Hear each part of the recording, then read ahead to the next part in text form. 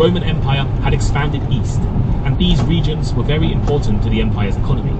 Constantinople sat at the crossroads of Europe and Asia, and in the centre of the Roman Empire. It was also easier to defend, and better connected to major trade routes than Rome. However, less than 100 years later, the Roman Empire split. In the year 395, the Emperor Theodosius I died. His sons permanently divided the empire in half. The Western Roman Empire lasted about another 100 years until the Germanic kings overthrew the emperors. The Eastern Roman Empire lasted for a lot longer. After the Western Roman Empire collapsed, Constantinople remained the capital of what we now call the Byzantine Empire, or the Eastern Roman Empire. For almost 1,000 years, it stayed one of the most important cities in the world, and capital of a powerful empire. Constantinople became famous for its incredible architecture and culture. As the capital of the Byzantine Empire, Constantinople became a much more Greek city, as opposed to a Roman city in the past. At the same time, Constantinople was the heart of Orthodox Christianity. The Patriarch of Constantinople became one of the most influential religious leaders in the Christian world. The city was filled with churches, monasteries and religious art. Perhaps the most well-known building is the Hagia Sophia, a massive church built in the 6th century, which stood as the largest cathedral in the world for nearly 1,000 years.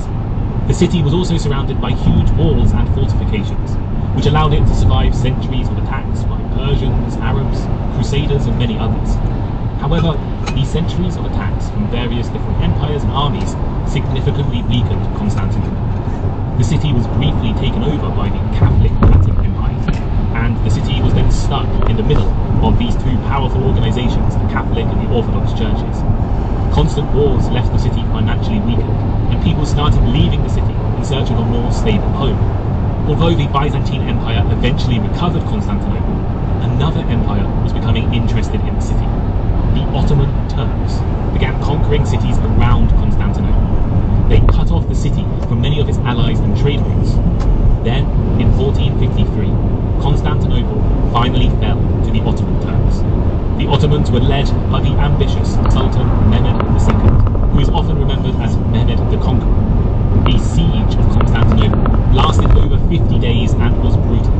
The Ottomans used massive cannons, some of the largest ever built at that time, to break through the city's famous walls. After weeks of fighting, the defenders were overwhelmed and Constantinople was captured. This event marked the end of the Byzantine Empire and the beginning of a new era. The Ottomans officially renamed the city Istanbul, although in Europe people continued to call it Constantinople for centuries, and declared Istanbul to be the capital of the Ottoman Empire.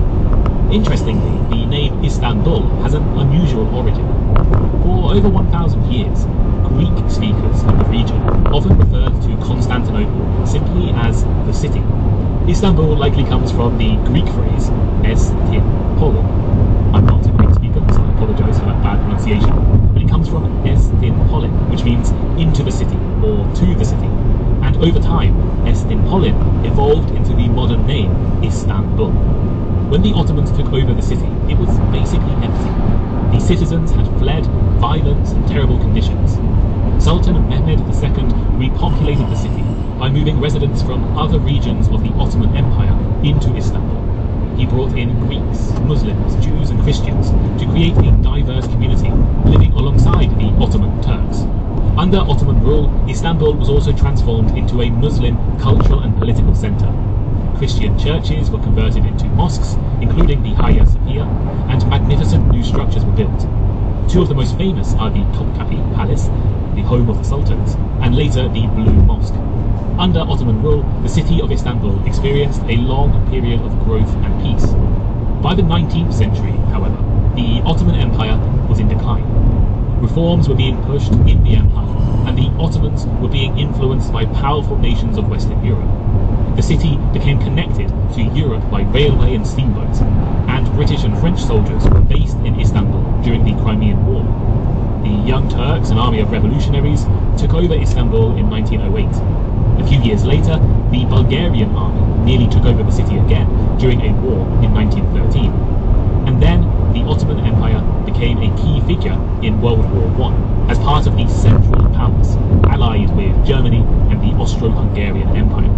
As I'm sure you all know, the Central Powers were defeated, and after World War I, the Ottoman Empire finally collapsed. In 1923, the modern Republic of Turkey, now known as the Republic of Turkey, but I'll continue saying Turkey because that's how we say it in English commonly, but I will spell it in the Turkish way, was founded by Mustafa Kemal Atatürk, and the country's new capital was established in Ankara, not Istanbul.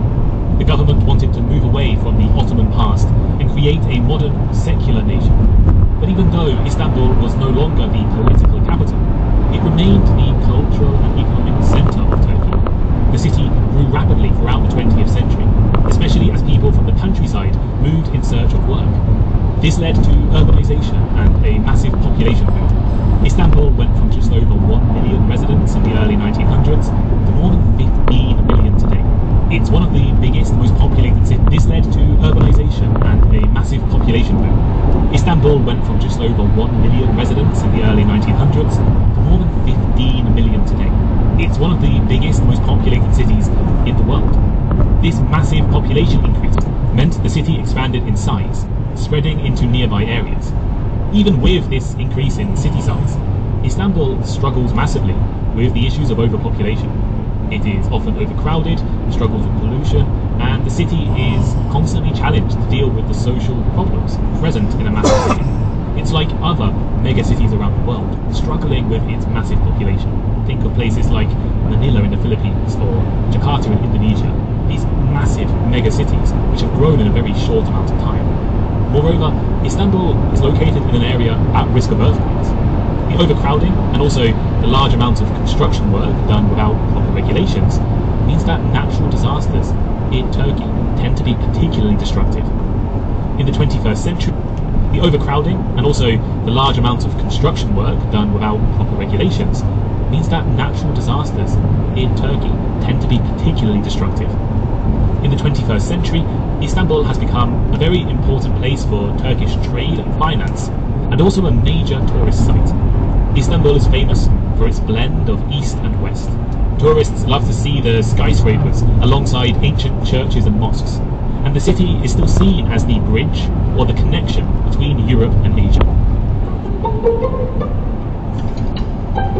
So here is today's final thought. We've looked at Istanbul's past, but what about its future? Does this ancient city, with thousands of years of history, still matter in the modern world? First, Istanbul is home to more than 15 million people, making it one of the largest cities in Europe, even the whole world.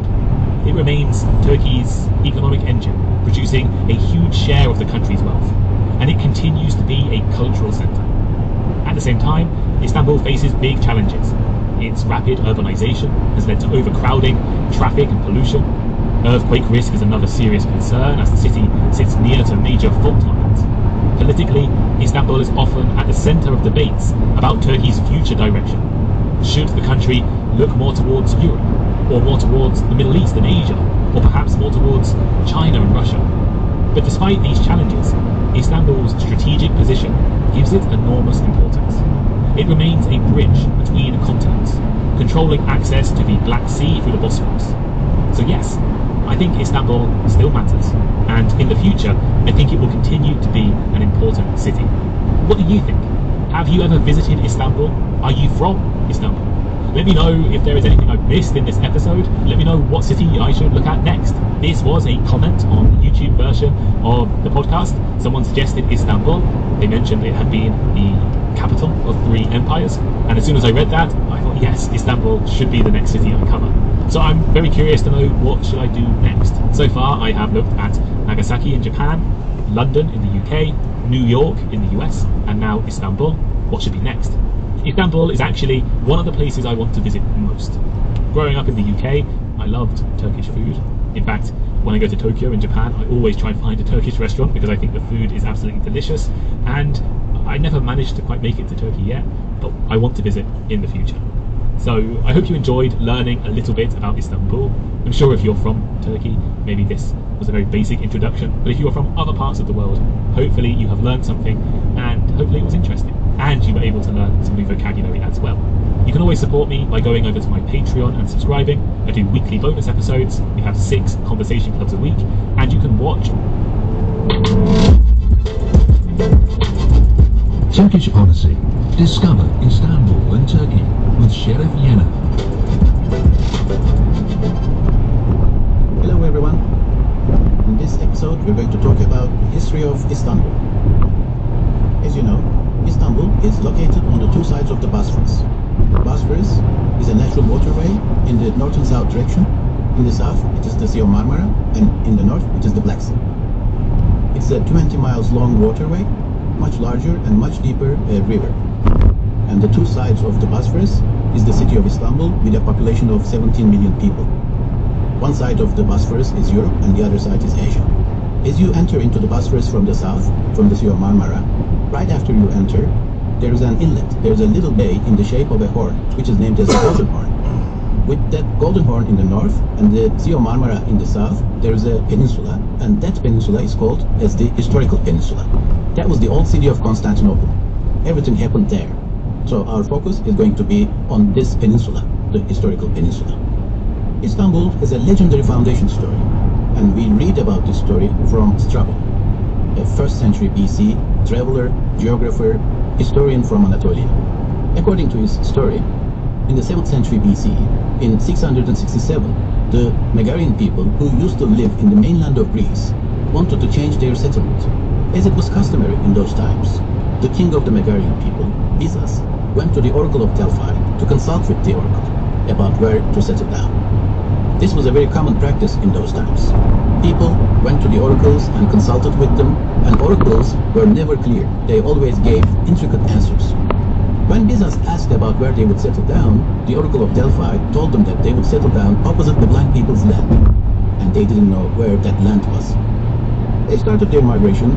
They came towards the east, and they came to the area of Istanbul and the Historical Peninsula, and in those times, 7th century BC, there was no settlement there. They came to the hill, which is located at the tip of the peninsula, overlooking the 3 bodies of water, the Sea of Marmara, the Golden Horn, and the Bosphorus. They loved the place. It was a high hill, which would be possible to protect it with walls all around, and they would also have a natural harbor in the Golden Horn, and they would be able to make sea trade between the east and west. They actually loved the place, but they remembered the words of the oracle. They had to justify that, opposite the blind people's land. They looked at the other side of the Bosphorus, the Asian side, and they saw a small settlement there, which was named as Chalcedon, or Chalcedon. It was an earlier settlement, and they wondered why those people of Chalcedon chose their location instead of the Historical Peninsula. And then they said, they must be blind. So opposite the blind people's land was here, and they decided to settle down in here. The king of Megarians named the city with his own name. The city of Byzas became Byzantium. For almost 1,000 years, Byzantium never prospered, kept as a modest town. The population was never more than 20 or 25,000 people. They carried out sea trade, they collected taxes from the ships passing through the Bosphorus, and they survived in a modest way.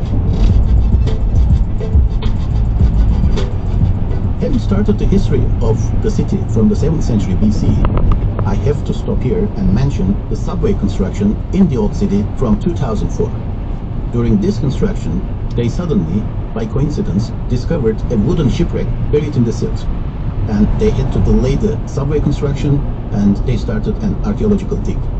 They found other shipwrecks. As they excavated them, they identified these shipwrecks from the Byzantine period. This place was believed to be a harbor, the harbor of Theodosius from the Byzantines. Sunken ships were found buried under the silt. The silt was the silting up of the harbor by the Lycos River flowing into the harbor. Eventually, they discovered 37 shipwrecks in here, and this is accepted to be the world's largest medieval shipwreck collection. Most of the ships were still intact, together with their cargo. Cherry seeds in the baskets. Butchered animal bones they found.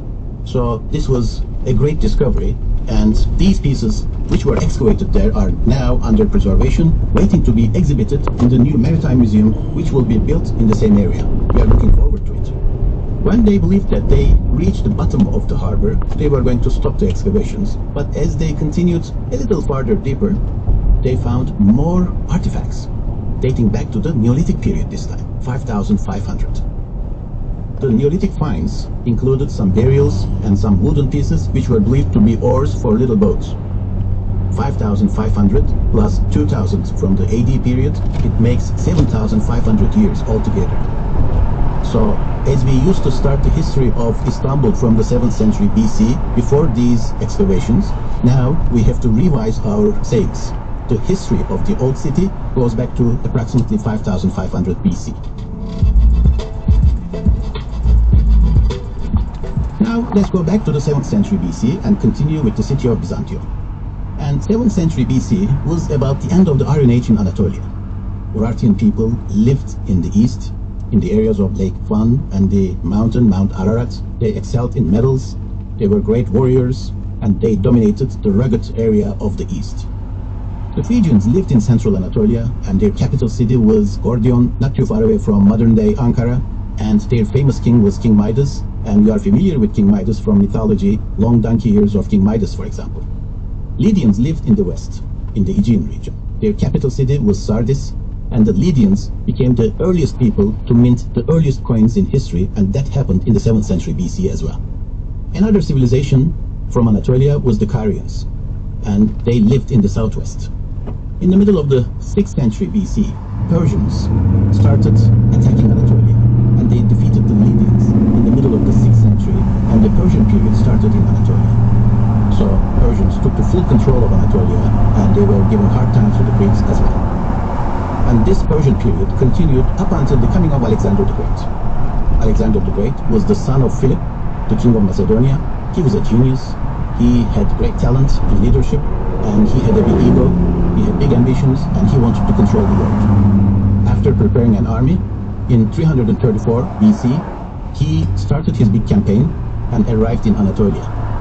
His first encounter with the Persians took place near the ancient city of Troy. He had his first battle against the Persians in the Granicus battle, and that was near Troy. He won the battle, and then his reputation started going ahead of him. In a very short while, he took the control of Anatolia. He arrived in another area called Issos, near Alexandria, that is near the Syrian border today, and he had his second major battle against the Persians at Issos, and this was in 333 BC, and he won that battle as well. Then he continued farther down to Egypt. 10 years after he started his big campaign, because of an illness, he passed away, leaving no heirs behind.